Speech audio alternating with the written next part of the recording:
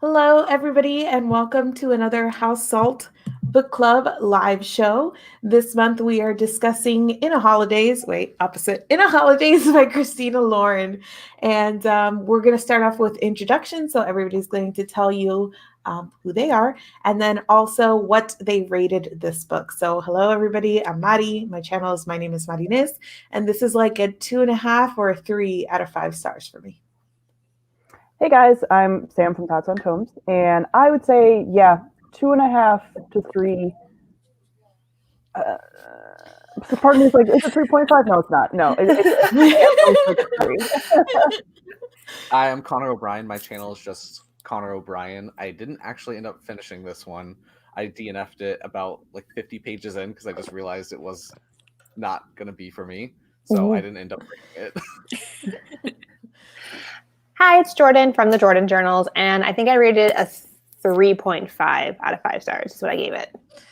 And hey, I'm Paige from Minimal Bookie, and I also give it like a 3.5. Now that I've had time to sit in my feels about it. So we also had Lainey tried to read it and DNF'd it, and then Kayla also read it. I think gave it about 3 stars, but she wasn't able to join us today. So we're somewhere in the range of like 2.5 to 3.5, except for the 2 DNFs. So. Okay, let's start with, I just am so ambivalent about this book that it's going to be even hard for me to kind of give it, to kind of go through this, but we'll start with the like big, I guess, set piece here. And it is a Groundhog's Day sort of thing. There's a time loop. So this girl is, after Christmas, she makes a wish, she gets stuck in this time loop. How did you guys enjoy like the time loop aspect of it? That's why I DNF'd it. Well, like I was reading the beginning and I was like, there's a lot of characters. And then once the time loop started, I was like, I'm not going to love reading this over and over and over again. So I knew like stuff would be different in each time loop, but like I wasn't excited about it. So I DNF'd it after that. Yeah, I didn't start enjoying it until we reached the final like loop, the final version of her life. And it could have done without that, to be honest. It could have been a story just about the stuff that happened, and I would have been perfectly happy. It would have been like a Hallmark rom-com, so I don't understand like why it was necessary, to be honest. I feel like the time loop happened too early in the story, and then we went through it really quickly. So it kind of felt purposeless. Yeah. I almost think that if they had done the actual whole first holiday in like a condensed way, just so you could see how things went instead of her saying, here's what I did last time. Here's what I did last time. I think it would have helped with some of the characters and stuff too, because the thing that I think threw me off a little bit too about the time loop was, and I'm even forgetting his name, Theo, the one that like she had made out with and like was actually a douche and whatever. She was saying how like close they were before and all this stuff, but then like he's characterized entirely as like a horrible person, and then at the end she's like, actually we're friends, and I'm like, if you would have had them before, you'd been like, oh, look at how devastating this like makeout thing was and whatever. Also, the thing with the time loop that I was going to mention to you guys when we were back reading it is like it was kind of savage how it was done, like her dying like horribly every time. We said it instead of it just being her going to bed, which is what Groundhog Day is.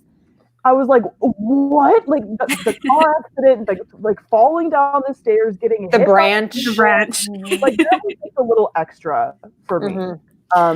But yeah, it wasn't horrible for me, and I'm glad the time loop ended quickly and we just did the whole thing, because I mentioned before we signed on that I read another book earlier this year that was a female romance time loop, and the time loop happened continuously throughout the entire book, which just caused like narrative and just issues. Where the ending was like really nice. So I was like, if this keeps going, I'm gonna probably also stop as well. Yeah, so I've read time loops before where it's like this, where like if they're trying to do something, and if they don't do it right, then it resets. So I thought that that's what they were going for. Like she had to find her happiness, and if she didn't get it right, it would reset. But it didn't really do that.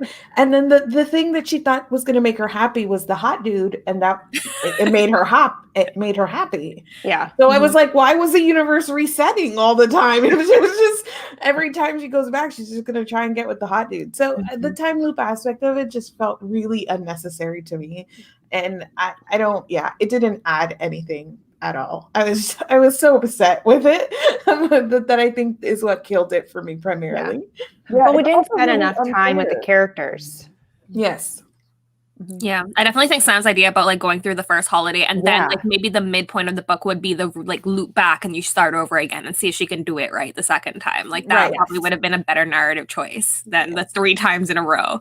Yeah. The other thing too is that, and I get it, like you have to be careful here, but in stories where you have characters that don't believe you, and it becomes annoying because it's like, oh my God, like the proof is right there. But people believed her too easily in this one. Like they were just like, a time loop? That's crazy. Like, why would you believe it? Like, this is really honestly the question I wanted to ask you guys. What would it take for you to believe, like, if your friend was like, guys, I'm stuck in a time loop? At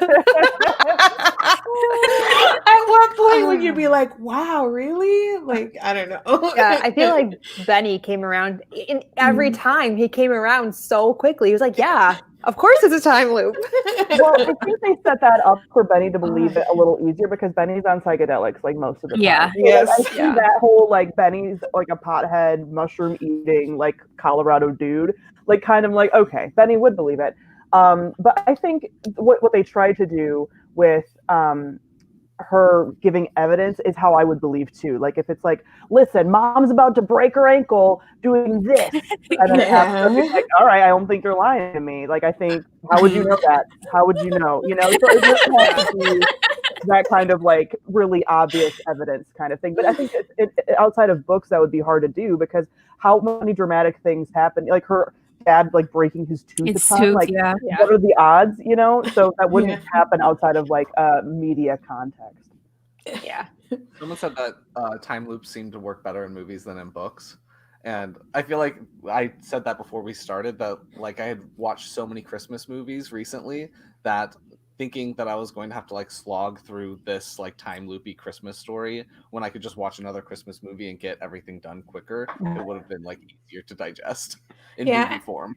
And I think the movie has the advantage of giving us, letting a lot of the work be done by visual clues in terms of like when we're resetting, what's gone wrong and whatever. But when you're having to read it, it's like a lot of work that needed to be done to set this up properly. Like it didn't even have the space. We didn't know the characters. We didn't get to see the original. So we didn't know how things were changing. So it was just a lot, like it was too condensed. It was too short to actually do what it was attempting to do. So the other portion of this, I guess, is that it is like not like the romance of it, but also it's like a Christmas romance. Like it, you know, it had that feeling to me. I don't watch a lot of like Hallmark movies or Lifetime movies, but the thing that I think was probably best about this is that I was like, I want to be at a cabin at Christmas, like snowing and building snowmen. So I did like that version of it. How did the Christmas aspect of it work for you guys? I think the reason I gave it 3.5 is because like I was in a very similar setting where like I'm in a small town, like I'm in a cabin, it's snowing outside. Like it was the perfect setting and I was watching a lot of Christmas movies. So it was just like the right mood for me. And I think I really enjoyed that. Plus like the friends to lovers trope put together in those two was exactly what I needed on December 25th to enjoy. Yeah, I was in the mood for a Christmas story, and this was exactly like had all like the Christmas beats that I was looking for. So like that's what bumped my rating up, was the fact that I wanted Christmas and this had Christmas, so it worked for me in that way. Yeah, some of the things as far as like their Christmas traditions I think were really cute, and that helped because I know we'll talk about this in a little bit, but as far as the sheer amount of characters that you just couldn't really get to know, it helped for them to have these traditions, and she could kind of point out like, you know, mom and whoever always win the snowman thing, and these people always pair together for sledding, and it sort of helped flesh out their characters like very, very slightly. I mean, not like a ton, but I think that helped a bit. And there were certain things that I was like, oh yeah, I want to do that. I think the most Christmassy feeling scene for me was when they lay under the Christmas tree and they were looking at the lights out, because I love doing that. So I was like, oh, like that's cute. I like that. Yeah. Okay, so we mentioned it a few times now, characters. I honestly, the only character names that I remember are Theo and Benny, and I finished this like 5 days ago. So I don't remember the main character's first name. Starts with an M. Maisie. Malin. May. They call her May. Maisie, right? Malin. Yeah. But they call her Maisie, They yeah. call her Maisie. Maisie. Bland. I had no What's the guy? feelings about her. Andrew was Andrew? the guy. Andrew? Andrew Was was it Andrew? the Yeah. love interest, yeah. Okay. Only Yeah. name I remember. Bland. Bland. Bland. Yeah. I think they were all very, bland. Very bland. Very bland. This didn't work as a romance for me at all because I didn't care about the two main people. I honestly thought that the whole thing is that she makes out with the wrong brother. She makes out with Theo, who's like her childhood best friend, but she's wanted the older brother all along. I thought she was going to end up with Theo. Yep. I thought that that's what Same. that they were setting us up for. That she thought she wanted the Yeah. older brother, but all along it was her childhood best Theo. friend. Yes. Yeah. I agree. No. Yeah, I was very Yeah. confused. I was waiting for like the switch to happen and never did. I'm like, I guess Andrew is who I'm rooting for. I'm not quite sure. Okay, we're going with it. Yeah. Well, and it was so easy too. Mhm. Yes. Yes. So easy. It was just like, oh, I like you. And he's like, oh, I've liked you all this time too. Yeah. Yeah. There were a couple scenes that I did think were really cute with them, like when he said like I never knew that you were even like an option for me On the I always sled, thought it was yeah. you. Yeah. Like that I was I was remember like, oh, butterflies. But like otherwise I was like, yeah, it was so easy. And I did think Mhm. as much as I was like, oh, I don't know if I would have necessarily enjoyed it as like a love triangle. I'm almost like you had the perfect option for like a love triangle, but you just slandered Theo like the whole time. But then also because they're like, oh look, he's a fuckboy, he like hooks up with everybody, blah blah blah. But then she keeps saying how like we were such good friends and we would always hang out and blah blah blah. And I'm like, so what? Like, but Yes. you're saying that he's a douche. Like, but then at the end you're like, wait, no, he's not. Like, so which is it? You know? And like also they hint the entire time that like Theo has feelings for her and he obviously likes her. And then he just brushes it aside. She's like, I don't care, I don't like you, so that doesn't matter. And I'm like, what are you doing? Like that part was very confusing to me. For why? Why did she put all this stuff in there? Or they put all this stuff in there, and like I don't know why all of these elements were there. What was the point of Theo? What was the point? I don't get it. To add conflict. And the thing at the end too that also annoyed me with the whole Theo thing is she was like, she found out, oh, he was so since he had liked me for so long and he was like overwhelmed by his feelings that because I had pushed him away and that's why he acted douchey. Like she figured that out by the very end. Mm-hmm. And I was like, but you used this whole book to slander him. Like and say that he's a fuckboy, but now you're saying like, oh no, he actually wasn't a fuckboy. He was upset because he liked me so much and I pulled away from the makeout. Yeah. So why did you? I don't know. Just there's a lot of time spent on like kind of useless things. Yes. With that whole thing. Yeah, and then at the miscommunication at the end with Andrew. Oh my god! Like the conflict, the third act conflict was that she confesses to him that in like some other version of reality time loop, she kissed his brother, and he's like, "You did what?" And I'm like, "Bro, why are you mad? It's fake. Right. It didn't happen." Right. And he's like, so that we mean nothing. Then it's like you guys were not even at all together when that happened. Like, what are you doing? Yeah, that whole conflict thing, I was so confused because like there's no way you can have a conflict because he can't really care about this and then he does, and I'm like so confused. They just had to throw it in there because it's like the contrivance of the genre, but at the same time it makes it worse because I was just waiting for them to get back together because it was so dumb that entire couple chapters. Mm-hmm. Yes. It would be like breaking up with somebody because they had a dream. When they cheated on you, you're like, we can't be together. Yes. I was like, speaking of the whole ending and the whole conflict, what did you guys think of this whole like she brings him a drawing of them as like 80-year-olds because they never mentioned her really drawing like at all like through the whole book, and then all of a sudden she like brings him like this is us. I thought that was the worst. I was like, how is this the way that you convince him? He's like, oh, that's us together. It's like, well, girl, you haven't time looped to when you're 80. Like, this is not any kind of evidence. Like, I don't understand. She's like, here, proof of our mortality. They've been together for 3 days at that point. I was like, this is too much, way too fast.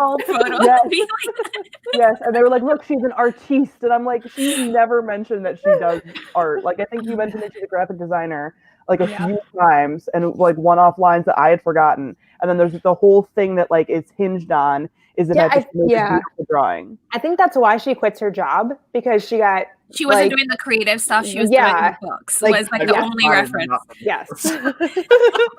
And the old people thing is because they called each other Mandrew and whatever the fuck her name was, because I don't remember her name. Maisie. It's Maisie and Mandrew. Mandrew. So they had like old people names for themselves, and that's why. But it was still cheesy and creepy. That was. I didn't get knew that they called each together. other Maisie and Mandrew, but I didn't realize they used old people voices until you just reminded me. Mm-hmm. Oh my god. I did not. I did read this yesterday, so that is the only reason I still remember the details. The more and more we talk about it, the more I'm like, this is so bad. No, actually. It's just when we get together, we do like focus on the negatives sometimes. I know.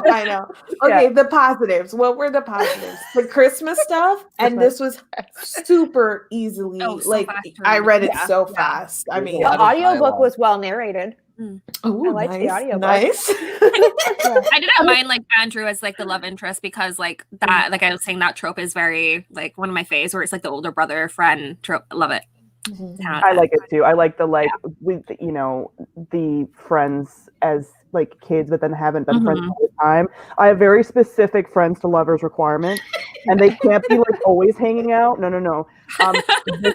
This works for me. But yeah, I think I don't hate this book as much as we're like, some of this stuff was dumb. I think it did what it set out to do. Like, this is not trying to be the next great American novel. Like, it's just trying to be like a cute, Christmas bingeable rom-com. And it's fine. It did that.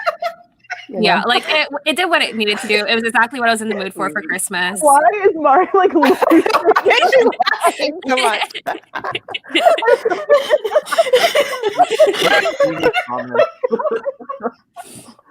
I'm sorry. It's just I rated it like 3 stars, and the more I think about it,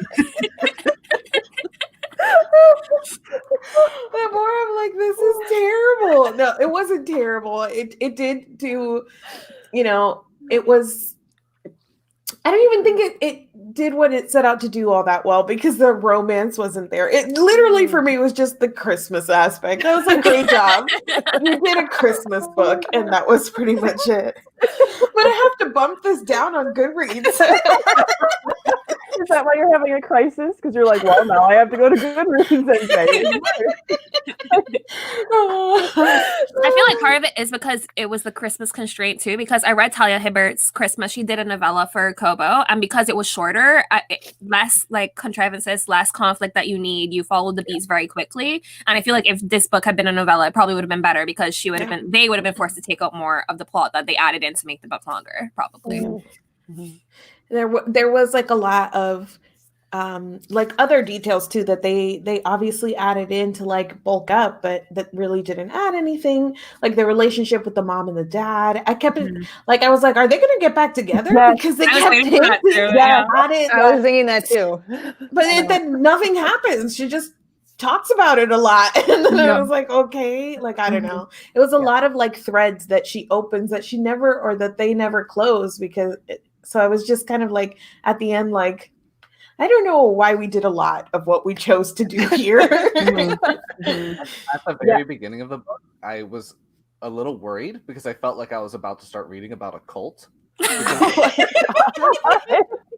they're like are all in this house, and all the like adult children have to sleep in the basement on bunk beds. What is happening with this compound? And then I realized it was like a vacation spot, but I was like, oh my god! I think too we talked a little bit about how there's like so many characters. I think they could have like really trimmed the fat on the characters. Like you did not have to have like what is it, Aaron and Kyle and their kids. Yeah, it was kind of like this added thing.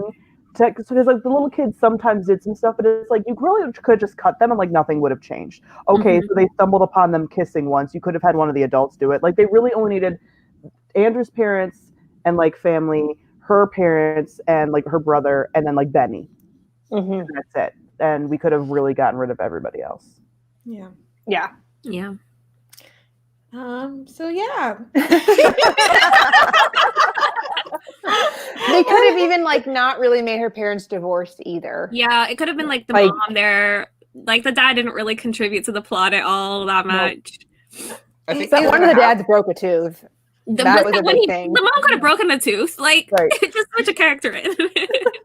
I think if you're gonna have so many characters, I feel like they should have had other things going on that also were changing with each loop, like major changes with all of them. But then that wouldn't Yeah. be what the book was going for. So I don't know. It was like a, I don't know, like a Mad Libs version of a Christmas rom-com. Like Yeah. they pulled stuff out of a hat, like gay uncles. Okay, what else we got over here? Like,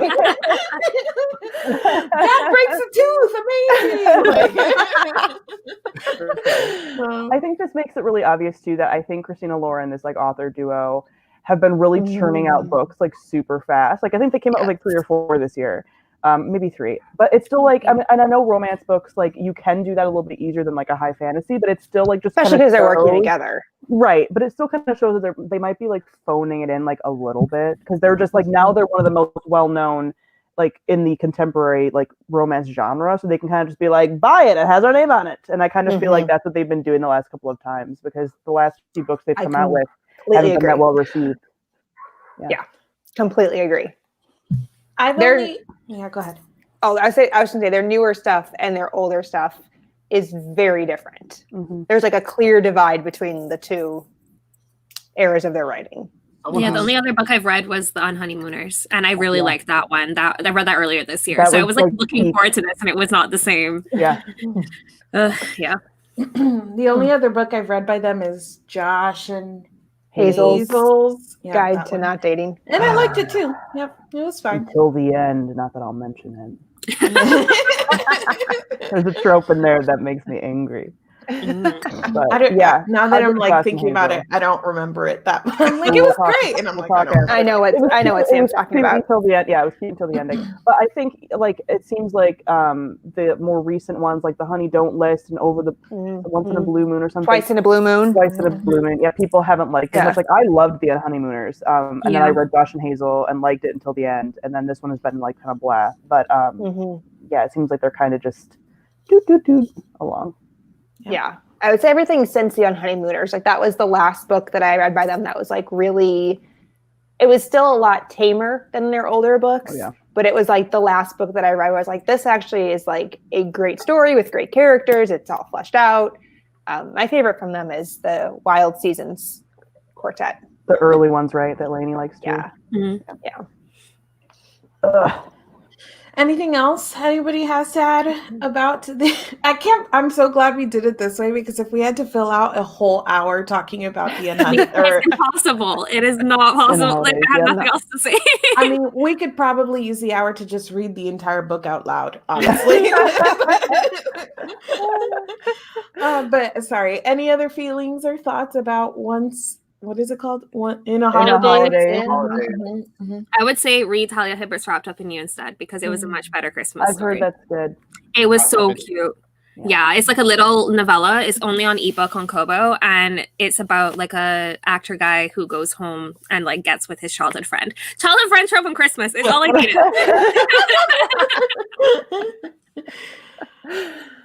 Okay, well, that's it. Thanks for playing along in A Holidaze by Christina Lauren. We wanted to use the rest of this time to we started this book club in January of 2020. Little did we know what 2020 had in store for us. And not to get all sappy, but like doing this book club and getting to like meet with my friends once a month. Not that we only talk once a month, but doing this like thing has been like a highlight of 2020 for me. So we started it at the exact right time. So we just kind of wanted to look back at our whole reading year and talk a little bit about our favorites, least favorites, and things like that. And if you guys have any questions for us in the chat as well, we'll be happy to answer. So we'll start here. Over the course of the last 12 months and the 12 books that we read, what has been your favorite book that we read for House Salt? Addie LaRue, probably. It's the only one that I really read. Like, I want to reread it already. Like, it's so good. That was the only 5-star that I think it was the only 5-star of all of them. If I had finished Addie LaRue, I probably would say that one. But it's still sitting up there. I'm like 100 pages in. Other than that, I think my favorite would be The Glass Hotel, because I really liked our live show for that one, just because we really got to dig into the novel and like pull pieces of it apart and like try to like, I don't know, discuss all of the things. So I really enjoyed that. Yeah, Even I though think it they were wasn't a like, good discussion. I didn't rate it 5 stars or anything, but I still really enjoyed that conversation. Yeah, that was probably my favorite I live. agree. I mean, all of them have been good because we're like really awesome people. But like that one, we really did like the deep dive of like a book club, you know. Yeah. I'm between those two. So my favorite, like most enjoyable book probably was Addie LaRue, which is every time I say it, I'm like shocked because the fact that my favorite book that we read this year together was a V. Schwab book is crazy. But the technically best one was probably The Grass Hotel. I think that's like the best written book that we read this year. So I agree. All right. So what was your least favorite book? Do we even have to say it? I think we all know. June was a blight. Oh, yeah. I am choosing a book in June because it's my birth month and I refuse next year to struggle the way we did with Ballad of Songbirds and Snakes. Oh yeah, Ballad was bad. That was rough. yes, but I'm glad that we was did it together. Yes. That was good. Otherwise I wouldn't have read it probably. Yeah, Ballad was the worst. I think Ballad was like the worst because we like all hated it and like just did not enjoy the entire experience. But I feel like we all, for the most part, didn't love the selection. The selection is the second one. For sure. That was a fever dream. I forgot that happened. That was in April when like the world was that April? No, that was May. Yeah. So still things were like rough. Quarantine, like peak quarantine time. Ooh. Yeah, that was wild. I can't believe I read the entire trilogy all over again. Like, why did I do that to myself? I remember that. I forgot about that. Yeah, I think that probably the selection, again, technically, I mean, this is all subjective, but the selection is probably a worse book than Ballad of Songbirds and Snakes. Yes, because at least that stupid Songbirds book had some semblance of like a plot. It had like allegories. Like it was trying to say something more than correct. The selection was. However, nothing tried. Nothing betrayed me more than Ballad. Yeah. Oh. Yeah. Well, we read that in June. It was just like such a bad month for like what like that book, like just everything culminating of like what's happening in society with that book. It was just not a good pairing. Yeah, at all. It was like all the worries I had about that book turned out to be right, and I hate when that happens. Yeah, especially after rereading like the actual trilogy, which I like. Yeah. I'm looking at everything. So now I'm like my bottom 3. So it's like Ballad, the selection, and then the next 2 up for me would be Set Fire to the Gods. And I'm sorry, Chain of Gold. It wasn't that good. Up there for me. Chain of Gold is still up there. Yes, I really like that one. I'm going to read the second book in the series. Like, I'm not lying to myself. I'm in for that ride. Man, what was probably my other... What's our whole list? Let's go through the list so that everyone knows that's here. Okay, we do have time. Let's go down a trip down memory lane. 2020. Yes. So if you guys also like tell me a little bit how this has settled in your feelings and if any of your opinions have changed. So in January, we read Sorcery of Thorns, which we all enjoyed. Yeah, we enjoyed. Yeah, whatever. I remember liking it, but I don't remember anything about it besides libraries. Yeah. No, I remember a lot about that book, and like I think that's what's so weird about 2020. And I know that everyone has said this, but the way that time has worked in 2020 boggles my mind because the fact that I'm like, we read that in January, but I still pretty clearly remember that one. Yeah. Maybe because the times weren't as dark as they are now. I don't know, but like I still am like, oh yeah, there's all these different kinds of books, and they can eat people, and there's like sorcerers, and he was a sorcerer, and he was bi, and blah, blah. And I'm like, how do I remember all of that? But I don't remember books we read like 2 months ago. I literally forgot that everything that you just said happened. Clearly, all of our favorites was the demon guy.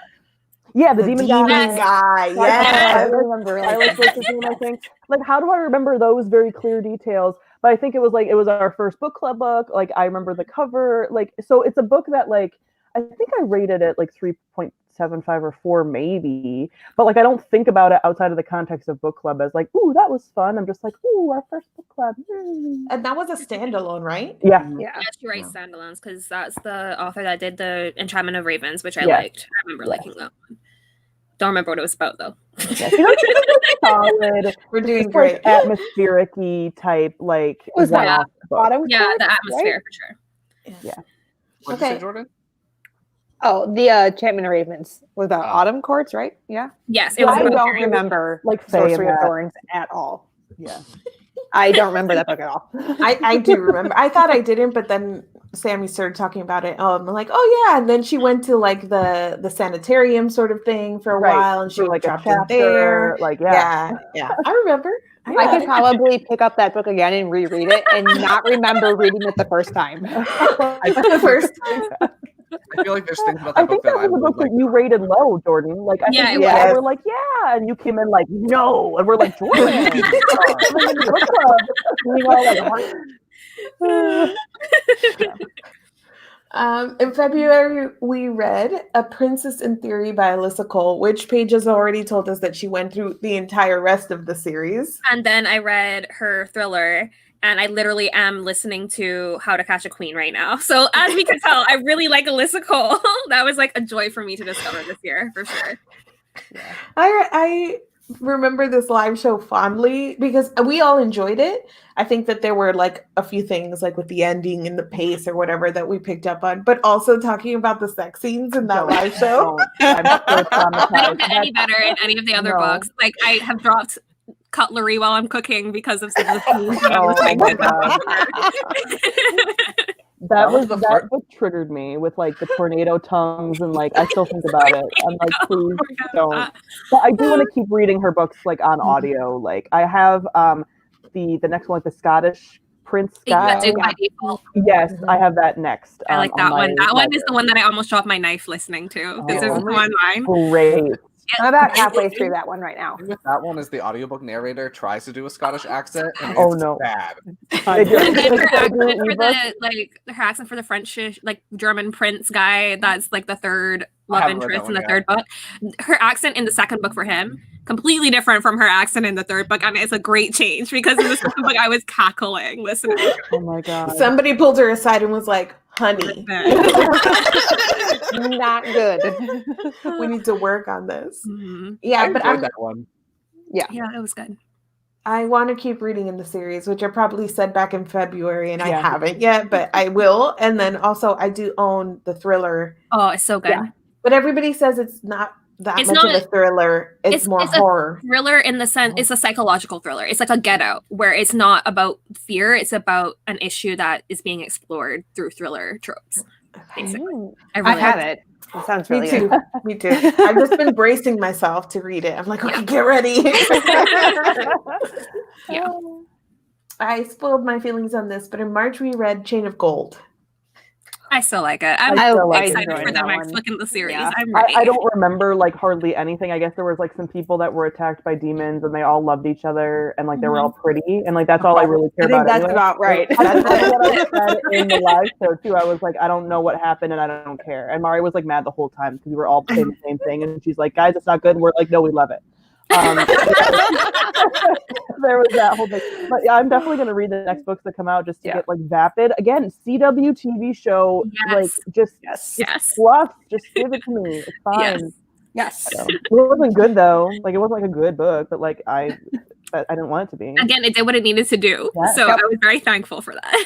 Yeah, I mean, I was just so mad. This talk about character soup. If you think Christina Lauren added too many Okay, that is characters, very valid. That is so Yeah. true. Drawing trees. why do we need family trees for everybody that enters this room? Why? Because like people were like, "Oh, you can read this without reading all the others," and I was like, "No, No. you can't. Like, you need to have read at least what was it, the Infernal Devices or something? Yeah. Because they're all Yeah. the descendants of them, so you like have to And know they're all their in parents and how there everything and- works. Mhm. Yeah. Yep. I think the problem Rude. with that one was like what the demons could now attack them during daylight. The day, yeah. Yeah, there was some daylight stuff. Whatever. That's the part wasn't important. I was not there for that part of the book. I was there for the pining. Like, let's be Yeah. honest. I knew what I was there Yes, for. everyone's in love. Great. Yes. I've been. I'm not going to rehash the whole thing. I just got mad all over again about the stupid. What was he wearing? Like a ring or a bracelet that was enchanting That him, was enchanting, yes. and it had like magical writing that might as well said "You're enchanted," and he still didn't know what the hell was happening. So annoying. Oh yeah, and everyone had like 4 names. Yeah. Like Yeah. everyone had so many nicknames. It was insane. Okay, Yes. I'm But I over still it. like I'm over it. I would keep reading in the series though, just to know. Catch us in 2021 reading. What's the next one called? Something. Chain of Iron. I knew Iron was in the Oh, title. There we go. Yeah. Great. I should probably add that to my to-read list on Goodreads right now. So I don't Most forget. anticipated. Okay, I won't go that far. It's but- blue with a yellow cover, blue and yellow. Oh, Okay, nice. what month are we in? April, we Yeah. read The Glass Hotel, which we've Good. already talked about. Solid. So good. Mhm. So I well felt written. I felt bad for this book because it was in April, and I think this was the first time that I had a reading experience that was like affected by the pandemic. Like I was not in a good place, Yeah. and I was like kind of mad at the book for making me think. But in retrospect, and like after our conversation, I was like, "Oh no, okay, that was a good book." I remember feeling way too dumb to read that book. Like I remember leaving that book being like, there's so much happening here that I just don't understand. This book is too smart for me. I learned a lot about how Ponzi schemes work, which is Yeah. True. I didn't know Yes. that before. Yeah. Then my favorite, your favorite, our universal favorite, The Selection. It was so awful. That was one of the only ones that while we were reading, I like voice chatted you guys being like, Yeah. what the fuck? Like at the very end, like the ending of that book and how it just was like, boop. I was like, what did I just read? Like this was this was That awful. was your first time reading it, right? Yes, I Oh was my the only God, people yeah. that hadn't read it before, and I was like, "This is hot garbage." And the way that she like described how one of the guys smelled, I swear it was something weird, like chemicals and something. And I was like, "Why would you describe someone like that?" Like, it was. Oh my god, it was bad. I actually can't believe we got you to read that book. I know. Sam. Truly. I'm proud of us for doing I that. think because it was May, right? So we're all like, we need something brainless. And like I listened to Yes. it on like 3.5 speed on audio Yes. and missed not a thing. Yeah. Not a thing was missed. It was Like, right I- after the book that Mari said made her do things too with her much. brain. Right. Yeah, we were like, we need a Yeah. breather. Oh my god. No brain activity. All the needed. brain, no brain. None. Zero. And then in like a stunning sequence of events, we Yeah. read Ballad of Songbirds Yeah, and that Snakes. was not a the very good. next That was We not a had a good. really back to rough back. spring Yeah. summer. If We people will did. notice, there's a couple of books in this line that was not great. No. It was great for creating content. I did a whole podcast. I did videos. We did this live show. Like I could not stop talking about how much I hated this book everywhere. Content, yay. Yeah. Did you guys come across out in the wild any positive reviews for this book? We got some comments, and I got some comments being like, "Oh my god, you guys aren't saying his name right. Can you even review this book?" And I was like, "Sit the fuck down!" in the comments about that. I was like, "Cause it's stupid." Like it was just What name were they upset about? Coriolanus or Coriolanus, whatever. Coriolanus? See, you could pronounce it either way. It was Yeah. Coriolanus. That's how the audiobook did it, but like Yeah. he sucks. we all the whole Yeah. time were like Snow, and people were like, "You can't even say the name, so you can't talk about the book." I'm like, "That's not how it works." Yeah, that was like Please. the least of our concerns leave. with the book. Yeah. Yeah, I had a coworker who read it and really enjoyed it, and I was like, "Oh, Yeah, I've seen I'm a couple people confused. say that it's Yeah. really good, and I don't How trust their does taste it in feel books to be anymore. like so wrong and like think that you're right? You know? Right. People, the best part was not even like, "Oh, I liked it," which whatever. There's no accounting for taste. It's like the people who want to convince me that there is like some deeper meaning here. yes. Like, no, he really like his character arc, and I'm like, no, There no, was no. no arc. He was it got worse. He Right. just toward the end he was like this, and then he just dipped immediately. Yep, Like, like, the worst thing ever. He was, Yes, he was that's like this the whole time, but the only difference was that we thought maybe back here. Yeah. That's the most frustrating book to read for real because of the lack of like a character journey. He was just the same the entire time. Remember like the Nazi doctors and like Oh my god, that was so rough to be reading. Like, and him being like, it smells like poverty. Like that whole. Yes, Oh. the first That was like the first page. Yeah. when I read that, I knew what we were in for. I was like, Yes. this is not going to be what I need it to be. smells like poverty. Yeah. Yep. Yeah. After that, we kind of bounced back. I don't know. This one is one that is a little confused in my feelings. Akata Witch by Nnedi Okorafor. How's it settled in your feelings? I still want to continue the series. I want to read the next one, and I liked the audiobook a lot. So I like it. It felt different Like it stands out as something that did something slightly different. So I did continue on, and I read the second book, and I don't remember a single thing about it. Like it just, I don't know what happened. So it was like one where like I was like, I think the first book stayed about the same where I was in the live show. Like I liked it, but it's not my favorite thing ever. But I feel like because of the continuation, I didn't really enjoy it all that much because not really much changes. And it's the same thing where like the ending is so rushed. So it's just like, meh. Yeah, Not it's a still like huge a 3. I don't know if I'm like inclined to continue reading just because I have so many books that I'm actually like excited, want to get to immediately. Like I'm sure I will eventually, like I'll get in the mood for that kind of read and return to it, but it's not like a pressing priority for me. I liked the first one enough that I went and I bought the second one immediately, and I was like, I'm gonna read it. So now I own it. So now, even though I'm kind of like, am I gonna read it? Now I have to read it because I own it. I think I would almost have to reread the first book if I wanted to continue. I don't remember anything about it. Kind of like, yeah, watch the live show. I could do that, yeah. For sure. But like same with Sorcery of Thorns, like I would have to really sit here and think about it to remember anything from it. Yeah. Next, Set Fire to the Gods. I think I'd like it more thinking back. I like the world of it. Like I like the idea of it. I did not enjoy reading it while I was reading it, but part of me wants to pick up the next book because I remember the world fondly, like the atmosphere of it. I remember very little from it. Same. Yeah, I remember very little besides just being like, people are going to be like, do you guys remember anything you read? We have a good comment about a lot of books. Not remember anything that's worse than reading a bad book. We do read a lot of books though, so I feel like plot we tend to forget eventually because we're reading like 5 other books the next month. I mean, when you read like hundreds or 100 books a year. Yeah, it's like I'm going to be at like 110 for this year, so yeah, you can't judge me over like those like 12 books that we read. Yeah, those middle range books are going. That's what it is for me too. It's more the middle range book, like the really bad ones and the really good ones. My brain. I remember. Yes, I can retain the details. And even as we were trying to pick good books for ourselves to read, a lot of these books just ended up in that middle range for us. Yeah. So not on purpose. That's just the way that it worked out. So a lot of these, I'm like, what again? Like, what is this? So.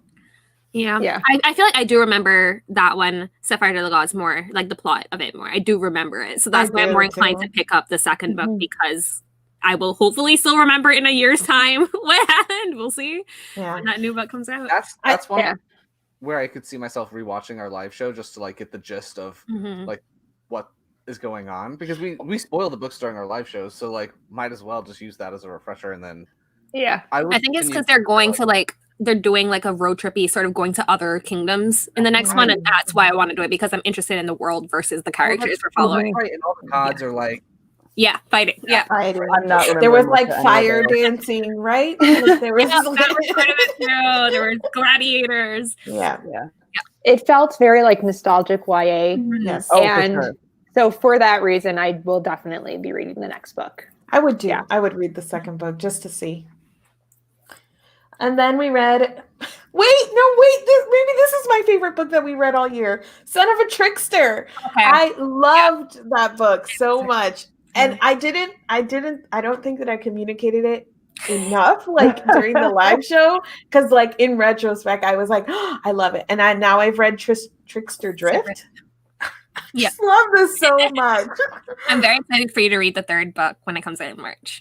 And to watch the show. Well, yeah, because we are publishing it, so I have access to the Is it amazing? It's great. But yeah, I can't wait for you guys to watch the show because it's coming to CW, which is like the perfect place for the show too. Yeah, I'll definitely watch the show.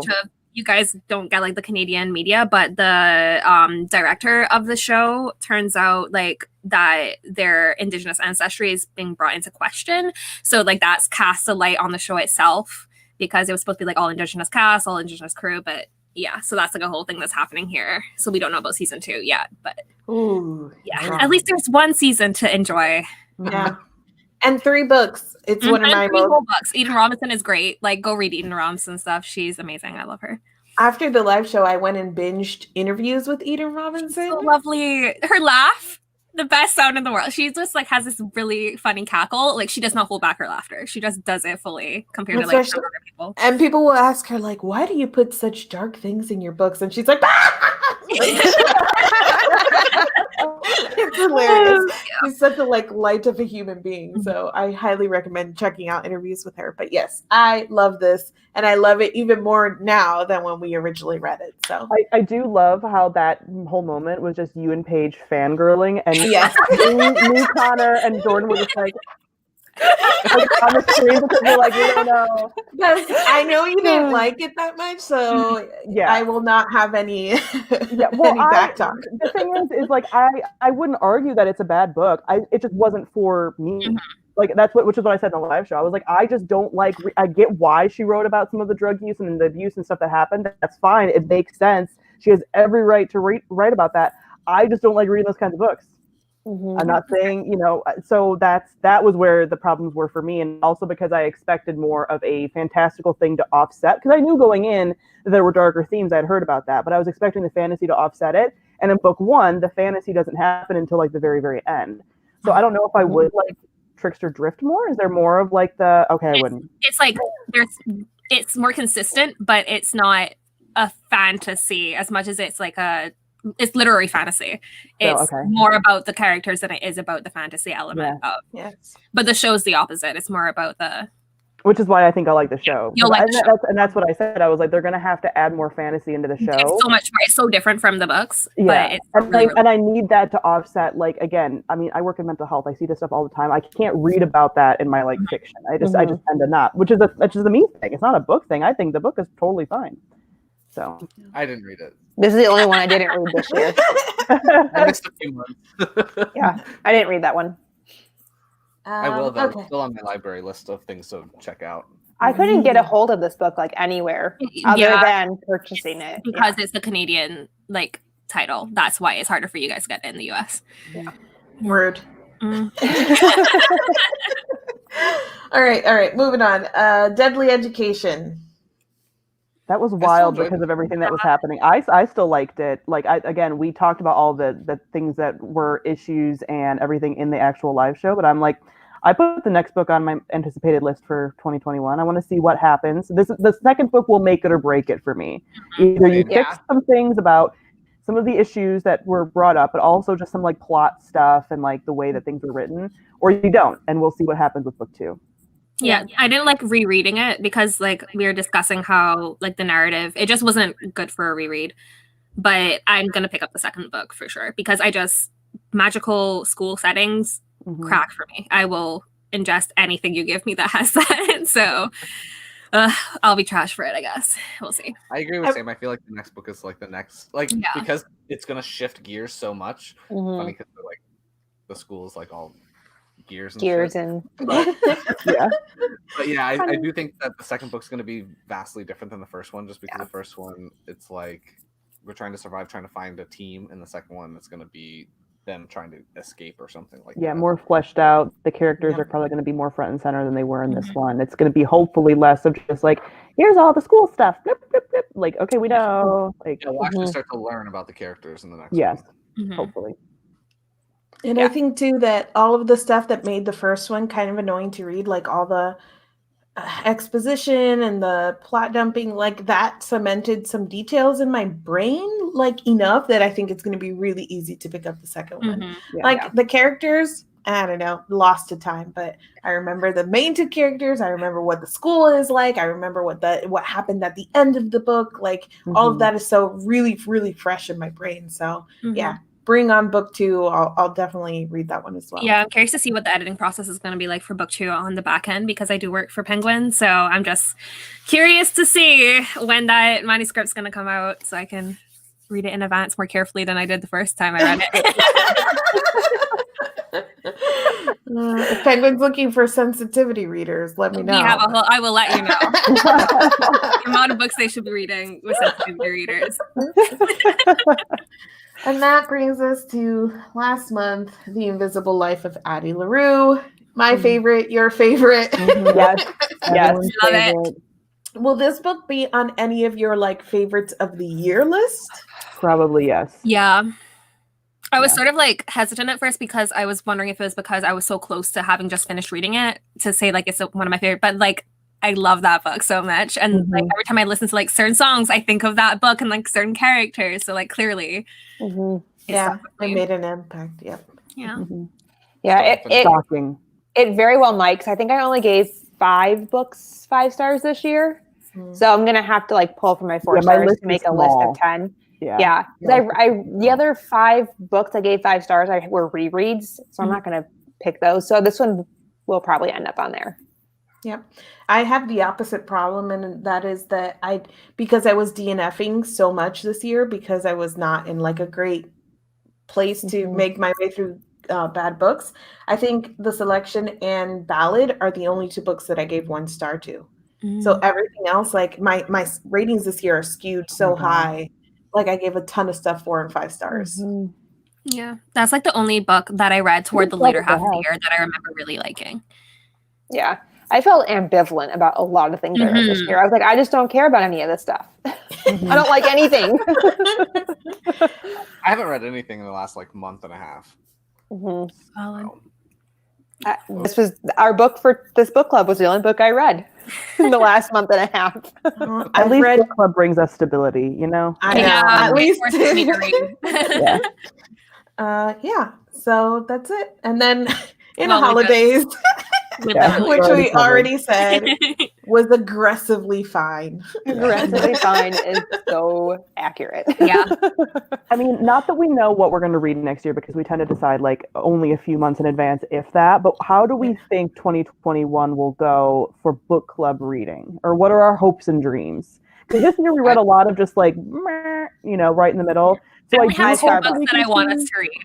I want a 5-star book next year. Yeah, okay, you have 2 that you are I want us to read the new Taylor Jenkins Reid because she's always so polarizing. Yes. So really like it or you really don't, so I'll be fine. But also there's a book coming out in June, I think, by I can't remember her full name, but her first name is Zakia. She works in publishing, and it's about being one of the only Black women in publishing. It's a thriller, and it's called Get Out. It's about another Black woman who comes to work in publishing and tries to take over her. I don't read thrillers, but I might make an exception for I might make you do it for my birthday. As long as it's not scary, I haven't even watched Get Out because I'm scared. I think it'll be like Alyssa Cole's book where it's like psychological. Yeah. Thriller. But like I think it's really interesting because we try to find like a lot of common ground between all of us, and so I think maybe that's why we keep ending up with books where we all feel like in the middle about it. I don't know, but a lot of the stuff that we picked, like I had high hopes for. Yeah. So even when we're like, you know, reading like a YA, like Set Fire to the Gods, like a YA fantasy, which is not generally like my favorite thing to read, but I still had high hopes because I liked the author and I was like, ooh, gladiators, and still boom, middle of the road. So I don't know. I don't know. I don't really have hopes for the books. I just enjoy doing this. So as long as we do this, I'm good. Yeah, I want all of us to have a 5-star read next year. Yeah. Ooh, nice. Yes. Yeah. Which we managed to do. I think most of us managed to do this time. Yeah. But hopefully everybody can do. Yes. So you can come and fight. I saw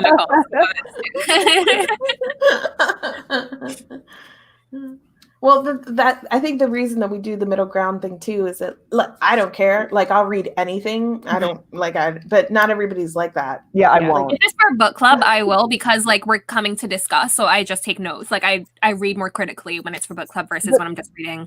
Yeah. Also might be a reason why we do tend to rate them like in the middle. Right. Because we are reading them to talk about it with the rest of the group. Yeah. Instead of just reading to like experience it. But I do think that generally speaking, like, yeah, some of us have like a little bit of like varied taste, but we all do read like similar things. Like, I don't think that any of us is like, oh my God, well, besides maybe like Lainey and her dark romance. Like, I don't, you know, most of us are reading very similarly, I think. But maybe we should start pulling from the few things that like the few genres that we do each read that are like our specialty. And see what happens in there too a few times. So. Y'all don't want to be reading my serious nonfiction about social justice topics. Like that is like my other niche outside. Do you want Lainey to pick a book for us, Sam? Do what? Do you want Lainey to pick a book for us? I do not. February. No, Lainey's not here. We're not giving her Alien that choice. romance We're or not telling whatever? her. No. No, we're not we're gonna telling her. read the Disney villain. That's what I was trope. just thinking of, and I was like, my Oh. life flashed before my eyes. I don't know if I that love can those. that can happen. Yeah. Yeah, I was looking through my like anticipated things, but we should we should make a little plan here in terms of like everybody getting like a pick or like at Everyone least picks produce for the month of their birthday or something. Like, yes, or I like know there's a few overlaps there, but Yeah, there's a few. maybe like give us 3 choices and then we can say okay we would so that way it's not like you have to read this book, but it's like here are 3 choices, pick one to read. And Except then for Malibu Rising, that is the only one we are definitely reading in March. Thank you very much for coming. I mean, I'm definitely reading that anyway. I So saw I it will on read your it text anyway. and made it, and I was like, yes, I'm going to be able to convince them to read it. It's gonna be so good. I can't wait to read about rich people in the 80s being whole hot messes. Yes, Ready. Thrilled. Yes. Thrilled. all right, anything else that we didn't cover? Any final thoughts? Any questions from the audience? No. Any more sappiness? Because I love you guys. I'm so glad we did this. I was ranting about my family the other night, but Yeah. I did get your Secret Santa gift. And I was Okay, like, great. I'm glad you got that. Awesome. I will say also that I'm very proud of us that we started this year. We were a little late on some months, but we hit every month. Yeah. I think we had at least 4 or 5 people each month, which was always our plan to kind of cycle through because we knew sometimes we wouldn't be able to or whatnot, but we did it. A whole Yes. year's worth of live shows. I should spend the next couple of days taking the pictures for Instagram that I missed. There you go. And we really go ahead. A stretch thing for 2021, I would love to have House Salt merch that we can like wear. Oh my god, so many iconic things have been said. In the live streams. Like a shirt, a mug, something would be, I think, like super cute. So that's kind of what I want Amazing. to represent. I love that. We'll have a little uniform. Mhm. Well, I was just gonna say, go ahead. Someone in the comments was late, and we did talk about that. People were wanting the main character to be with the little brother of in Holidaze. Oh yeah, for sure. If you came in late, you can still watch it. This will be up, so I Yeah. don't delete them. All right. Well, thank you everybody who watched. Oh. Not only this month. Go ahead. I'm Oh, sorry, our what's next month? pick for our next month is going to be Legendborn by Tracy Dion. So this has had a fair amount of buzz, and it's been one that people have been talking about. So it was on my radar, and Sam was like, "Do you guys want to read this one together?" So I was like, "Yes, absolutely." So January 2021, we will be back with Legendborn. And then we'll be posting what the date and the time of the live show is. We always post it on Twitter and on Instagram, so you can make sure to follow us there to get the information. So thank you guys for watching, not only this month, but throughout the year. If you have been watching us, we really appreciate it. And we will see you back here in January and in 2021. Yay. Bye. Bye.